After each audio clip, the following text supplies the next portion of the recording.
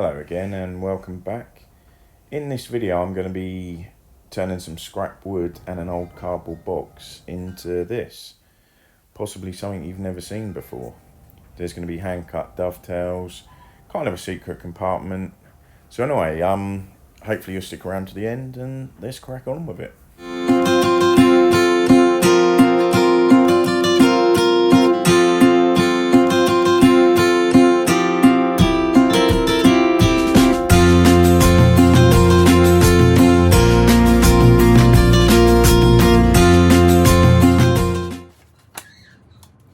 So the first thing I'm going to do is just take some rough measurements, just in case I need to reference back to these later.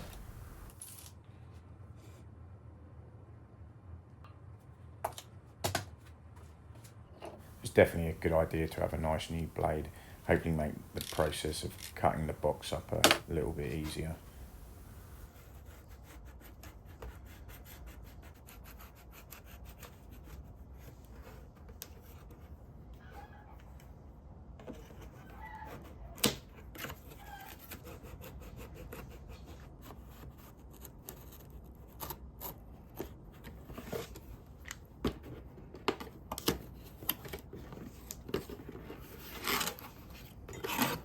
So the reason I chose a box of beer is so I get to drink it afterwards. It seems like a logical choice to me.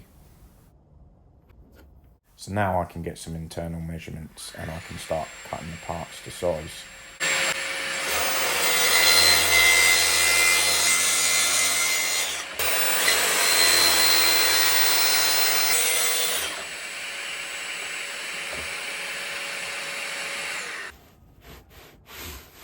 With the top and bottom now cut, I can get the measurement for the sides, as you can see here.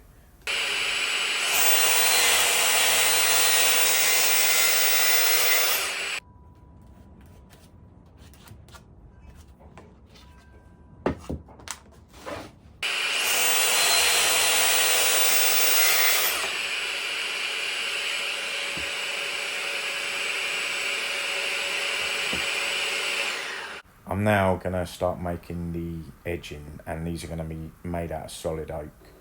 I'm going to aim for about 8mm fit, and the reason I'm doing that is so when I fit the hinges later, the screws have got something decent to bite into.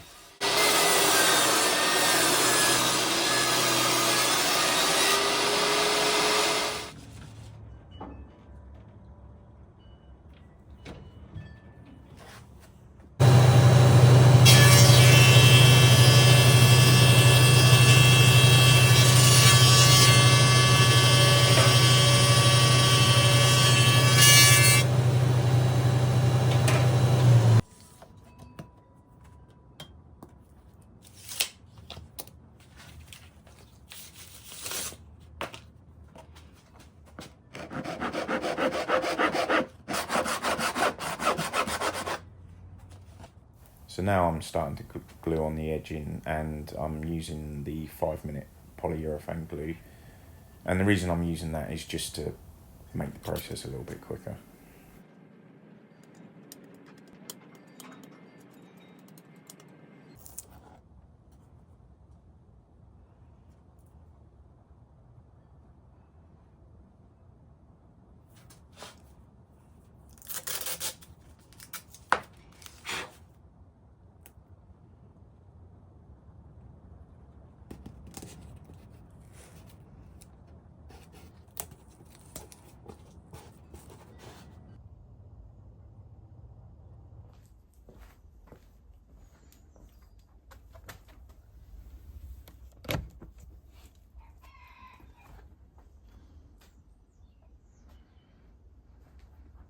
So it's the next day now, and just in case you were wondering, I'm not hungover.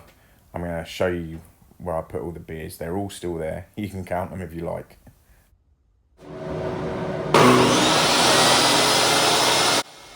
Now I'm starting to cut everything to length, and I've purposely cut everything 1mm or 2 bigger than what I need.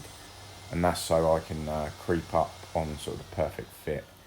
If you get things slightly wrong at this stage, later on, like the pattern of the box won't line up. So you can see me use a spacer here, and that's going to help me take precise measurements off of this cut.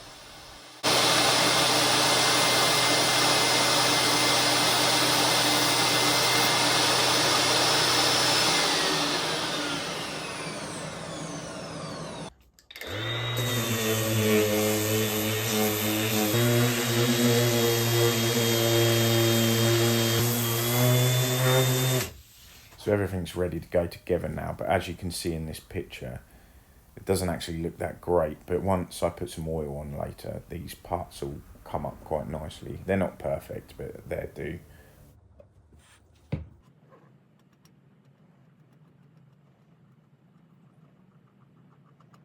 So as you can see here, I'm trying to keep all the glue to the back of the joint. That's to hopefully just to avoid any squeeze out. And notice the way I'm holding the nail gun. That's to avoid any pins shooting out the inside face as well. I mean, we'll see in a second how that went.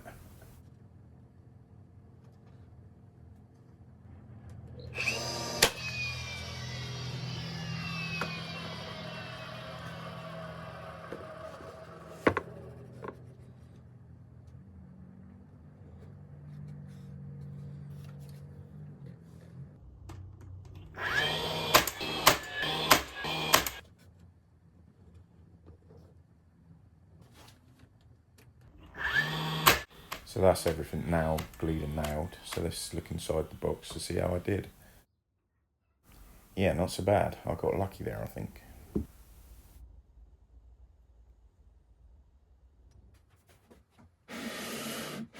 I'm just going to take a few minutes now to flatten the box on the lid, just so everything sits nice and flat later on.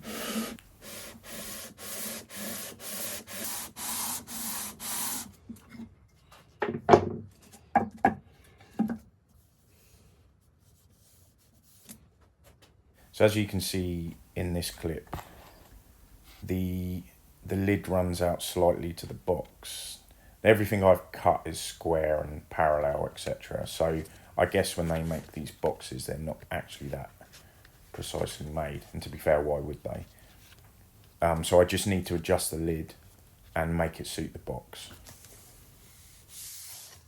So I've adjusted the lid now, and as you can see, everything is now lining up. It's all working well. So I think I'm ready to start gluing this piece together. So now I'm applying the glue, and as you can see, I'm just using a PVA. I think it's Type Bond 3. It's the perfect glue for something like this. It's really important though to use just the right amount. We don't need this squeezing out all over the place.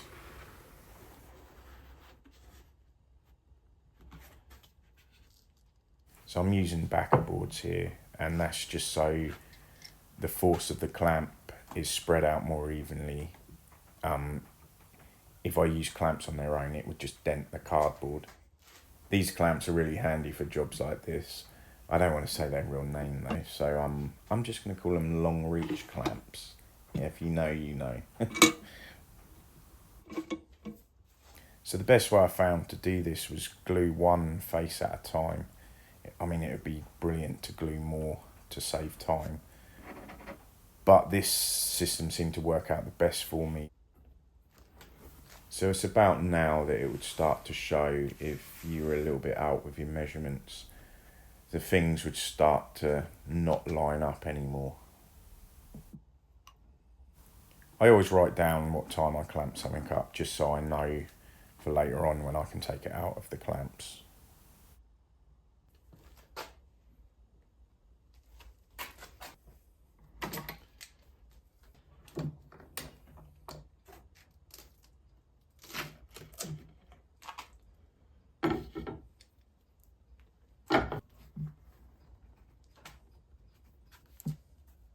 So I decided to put the rubber feet on now, so it just saves the bottom of the box getting damaged as I'm moving it around.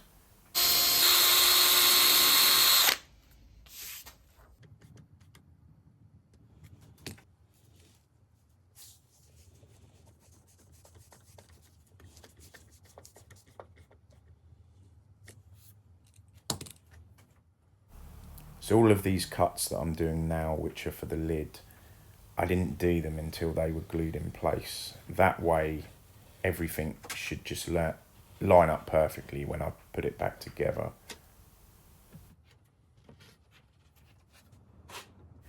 So now we're on to some actual woodwork and the dovetails. Some of this wood is not the best wood, to be honest. As you can see, there's a knot right there. I probably wouldn't have used it if it was for an actual customer, but for this project it's plenty good enough.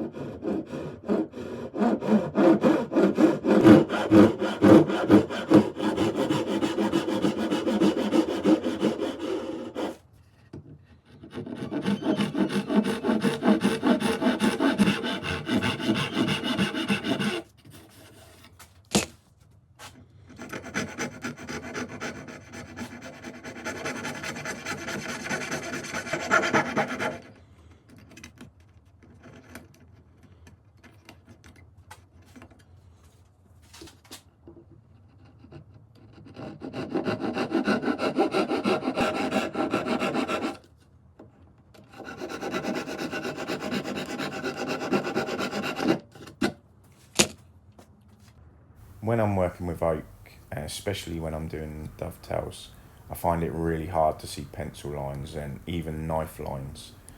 So I find this technique works really well.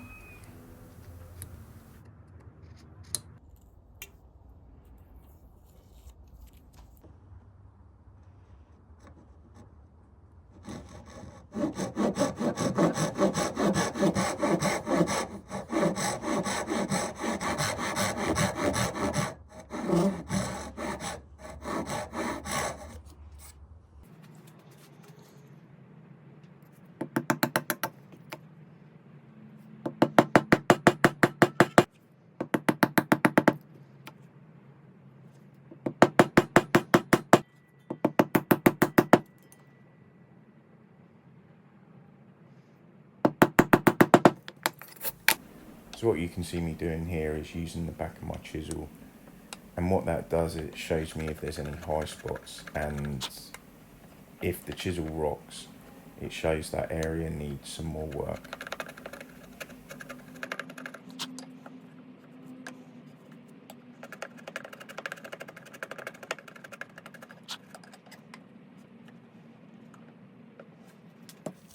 So now I'm just applying some oil to all the inside faces of the box. And I'm doing that for two reasons. One, it just makes it easier. And two, it pretty much cuts out the cleanup issue of the glue squeeze out. So it's time now to put the box together. And I'm going to use PU glue. The reason I use PU glue is because it lubricates the joints really well. It's like the KY jelly of the woodworking world. Works really well when you've got tight joints. The only problem with it is obviously the squeeze out, but where I've pre-oiled all the insides, it's nowhere near as bad to clean up.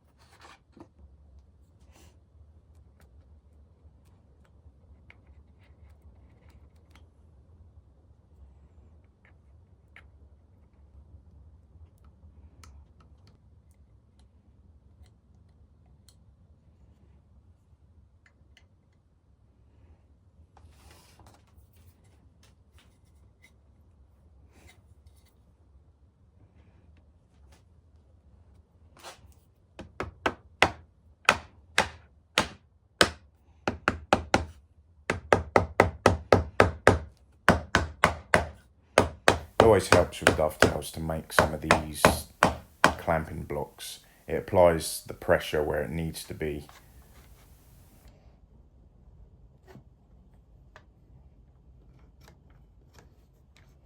So it's time to clamp everything up now. I don't know why I didn't put the bottom clamp on first. So now I'm watching the video back. It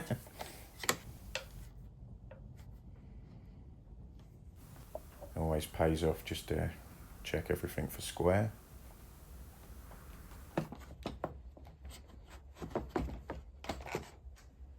So if you apply the glue sensibly, you can see here you don't get that much squeeze out anyway.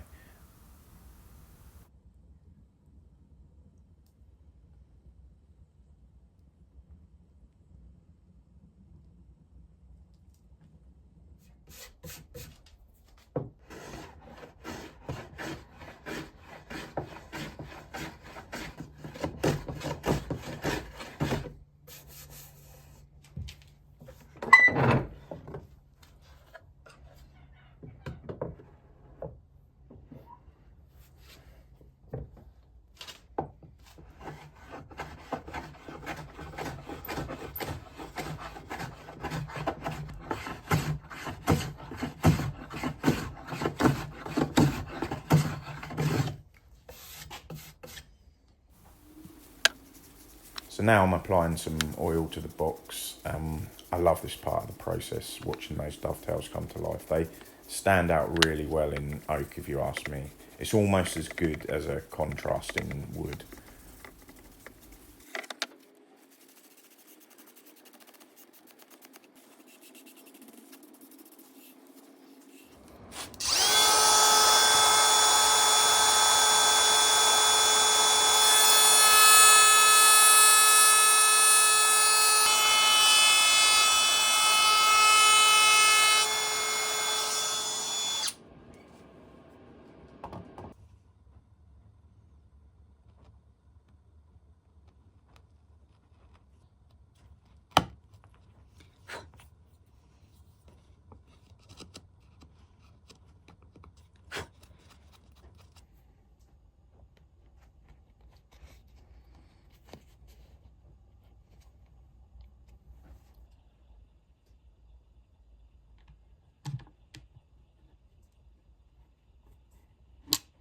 So now the hinges have been cut out and the lid has been fitted. So this is locked in place now and it can't move. I can turn my attention to gluing on this last piece. And obviously it's very important to make sure the logo lines up.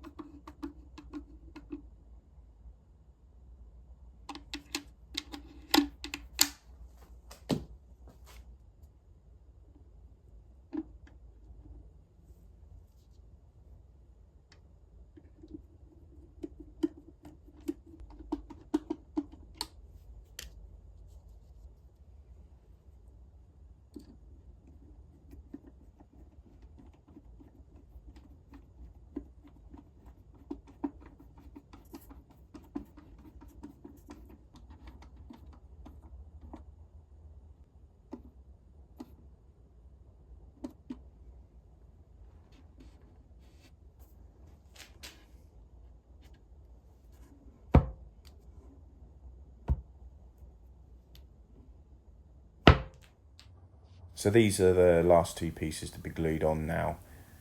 I'm going to use super glue this time just to hold it in place, and then off camera I will apply the clamps.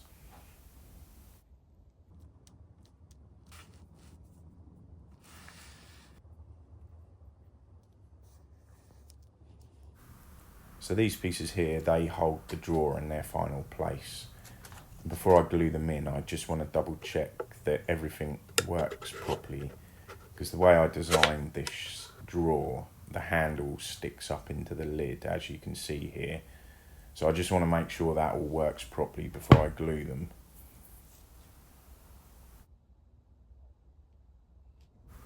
So the best bit of the video, you can't beat a piston fit drawer.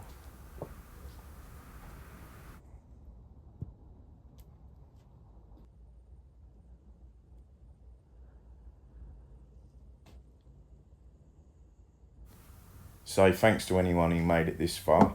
There's got to be at least 2 of you. Let me know what you think. Was this a complete waste of time? Let me know in the comments. I mean, I enjoyed making it. So thanks for watching.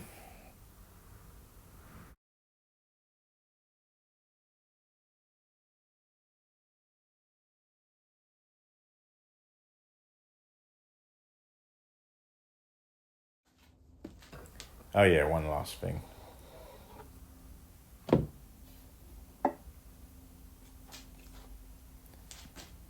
Cheers.